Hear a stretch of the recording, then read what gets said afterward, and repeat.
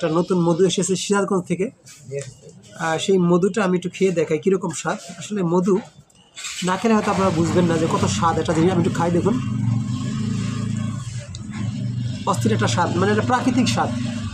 এটা হলো প্রাকৃতিক চাকের মধু। আমাদের দোকানে অসংখ্য মধু আছে, দেখুন যে আব্দুল্লাহ ন্যাচারাল ফুডে দেখুন গতকালের মধুগুলো আসছে দোকানে। আপনার প্রাকৃতিক চাকের মধু, সরিষা ফুলের মধু, আরও অনেক মধু আছে। এই মধু যারা নিবেন তারা এই দোকানে আসতে পারেন আব্দুল্লাহ ন্যাচারাল ফুডসে। আপনারা তো খেয়েও নিতে পারবেন যদি কেউ সন্দেহপ্রবণ মনে করেন।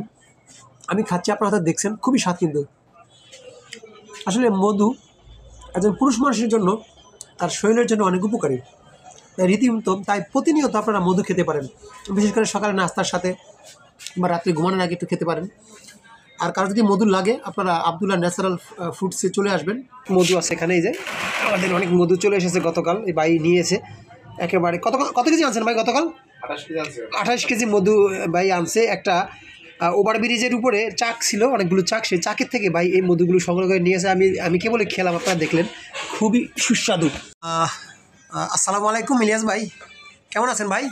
ওয়ালাইকুম আসসালাম ওয়া রাহমাতুল্লাহ। আলহামদুলিল্লাহ ভাই, ভালো আছি। আপনি ভালো আছেন? হ্যাঁ ইনশাল্লাহ ভালো আছি। আচ্ছা, আমি দেখলাম গতকাল আপনি হঠাৎ করে সিরাজগঞ্জ গেলেন, সেখান থেকে কিছু মধু আনলেন। জি ভাই, আমি যে গতকালকে আমার যে মোয়াল ভাই আমাকে ফোন দিল যে একটা ওভারব্রিজের নিচে 11টা চাক আছে।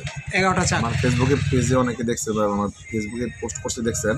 সে 11টা চাকের মধু কাটার জন্যই আমি মূলত যাই সিরাজগঞ্জ। বিশেষ করে ওই একটা ব্রিজের চাক, তো ব্রিজে সারাদিন লোকজন থাকে, চলাচলের জন্য রাত্রে কাটতে হবে। আমাকে আগে বললো যে রাত্রে কাটতে হবে, লোকজন না থাকলে কাটতে হবে, নাহলে মৌমাছি লোকজন ডিস্টার্ব করেন। ফাইনালি আমি কালকে রাত্রে যাই, গিয়ে আমার সামনে উপস্থিত থেকে নিজে উপস্থিতে 5টা চাকের মতো কেটে নিয়ে আসি। আলহামদুলিল্লাহ, যে মধুর কালারটা দেখেন, খুবই সুন্দর কালার। হ্যাঁ, আমি তো কেবলই খেলাম, দর্শক আপনারা দেখতে পেলেন ভিডিওতে, খুবই সুস্বাদু। এটা শুধু অনেকে মনে করেন যে হলুদ বলে সরিষা ফুলের মধু, আসলে না, শুধু সরিষার নেকটর না, এখানে আপনি খিরাই, তারপর হচ্ছে ক্ষীরা ফুল, যেটা শশা খিরাই পুরো পাশে ক্ষেত ছিল, তারপর হচ্ছে আপনার খেসারির ক্ষেত, এগুলার মধু, এইগুলার জন্য কালারটা এরকম হয়েছে আর কি। ঠিক আছে, যাও, কিন্তু কালারটা বড় কথা না, কথা হলো আপনার স্বাদ। হয়তো যারা বিভিন্ন কেমিক্যাল ইউজ করে সেটা হয়তো একটা কালার আসবে, বিভিন্ন একটা অন্যরকম দেখা যাবে, কিন্তু আপনার যে মধু, যে অরিজিনাল একটা খাঁটি মধু, ফুলের মধু, ন্যাচারাল। হ্যাঁ, আমি খেলাম যে আসলে বুঝলাম যে একদম ন্যাচারাল। আমি কেবলই খেলাম, অনেকখানি মধু খেলাম, খুবই ভালো লাগছে আমার কাছে, যথেষ্ট ভালো লাগছে। এই যে দেখুন একটু দর্শক কালারটা, এই যে আপনারা হয়তো না খেলে বুঝবেন না, ভিডিওতে দেখি হয়তো বুঝবেন না। যাই হোক দর্শক, আপনারা যারা মধু নিতে চান, এই যে আব্দুল্লাহ ন্যাচারাল ফুডসের কর্ণধার ইলিয়াস ভাইয়ের দোকানে চলে আসবেন। সুলতান প্লাজার পিছনে ফুড ভিলেজে ঢুকতেই হাতের বামে প্রথম দোকানটা।